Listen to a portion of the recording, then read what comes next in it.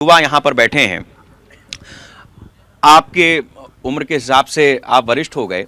मैं आपसे जानना चाहूँगा कि जो अपनी ये नई पीढ़ी है, इस बात को हमारी थोड़ा समझिएगा। जो हमारे बड़े बुजुर्गों ने हमें दिया, हम उसी चीज़ को तो आगे बढ़ाएंगे जी, ठीक है ना। मान लीजिए आज कांग्रेस की सरकार यहाँ पर राजस्थान में है जैसे, तो अभी सचिन पायलट जी आ जाएं तो जो गहलोत साहब ने किया है उसके आगे ही तो बढ़ाएंगे, और किसी की भी सरकार बनेगी तो उसको बढ़ाएंगे। अब कोई गहलोत साहब ने पुल बनाना शुरू किया, वसुंधरा जी की सरकार बन गई, तो ऐसा नहीं है कि उसको वसुंधरा जी छोड़ दे। अगर छोड़ दें तो गलत करेंगे। यस, ठीक है। जो हमारी थाती में हमें मिला है, इनकी भी सरकार रही, जनता पार्टी की भी केंद्र में सरकार रही, उत्तर प्रदेश में तो बहुजन समाज पार्टी की, कांग्रेस की, मायावती जी की अलग अलग समय पर सरकारें रही हैं, बीजेपी की सरकार रही है, लंबे अरसे तक कांग्रेस की भी रही है, पिछले 35-40 साल से नहीं है लेकिन रही है। तो जो थाती थी उसको जब बढ़ते हुए हम देखते हैं, ये मेरे ख्याल से हम लोग के बराबर की पीढ़ी है। तो इस 40 साल में जो पीढ़ी जवान हुई, ये वो काट रही है जो पिछले समय पे बोया गया था।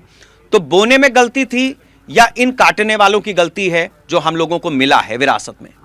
देखिए, इसके पीछे एक आपको बता दूं, राहुल गांधी जी लगातार युवाओं के लिए आवाज़ उठा रहे हैं। बेरोजगारी पर राहुल गांधी जी लगातार पार्लियामेंट में भी बोले कि जो माननीय प्रधानमंत्री ने रोजगार देने का वादा किया था, वो नरेंद्र मोदी जी उन्होंने छल और कपट कर देश में सरकार बनाई। एक युवा को भटकाने का काम माननीय नरेंद्र मोदी जी ने किया।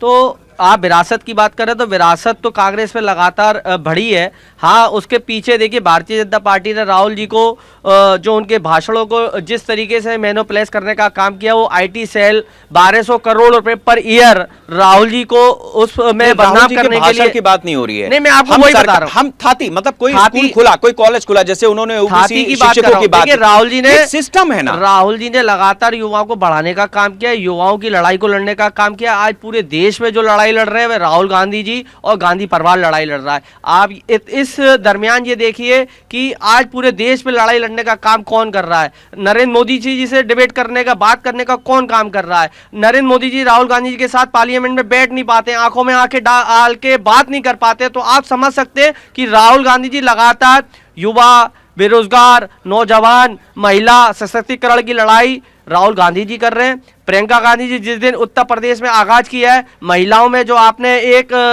नया एक सैलाब जो देखने को मिला है, लड़कियों लड़ सकती हूँ, उन्होंने ये लड़कियों लड़ सकती हूँ इसलिए नारा दिया। उन्होंने लड़की के दर्द को समझा। जब लड़की के साथ बलात्कार होता है तो उसकी पीड़ा क्या होती है, उसके साथ क्या हालात होते हैं, क्या मंजर होता है, उस दर्द को समझते हुए उन्नाव में संगीत सहगर जो उन्होंने बलात्कार किया था, उसकी माँ को कुलदीप सहगर की मां को प्रियंका जी ने टिकट देने का काम किया। उन्होंने कहा जब तक महिला अपने हक की लड़ाई नहीं लड़ेगी तो इस देश की व्यवस्था जो है नहीं चल सकती है, इस प्रदेश की व्यवस्था नहीं चल सकती। भारतीय जनता पार्टी जिस दिन से उत्तर प्रदेश में आई है, लगातार छल और कपट करने का काम कर रही है। रोजगार की बात करते तो रोजगार इन्होंने, मैं आपके माध्यम से बता देना चाहता हूं, सिर्फ 15 उद्योगपतियों को दिया है, गुजरात में दिया है। जो राशन बांटने का काम किया है को नहीं दिया है। उपेंद्र जी का धंधा पानी चौपट हो गया। उपेंद्र जी का धंधा पानी तो चौपट इसलिए हो गया ना, टैक्स इतने लगा दिए ना व्यापारी पे। तो क्या कहते हैं, जिस दिन से उद्योग की बात करें तो वो गुजरात और 15 उद्योगपतियों को देने का काम किया। ठीक है। जो राशन एक आपको सबको बता देना चाहता हूं आपके चैनल के माध्यम से, जो राशन जो बट रहा है उसका काम भी नरेंद्र मोदी ने गुजरात की कंपनी को देने का काम किया है।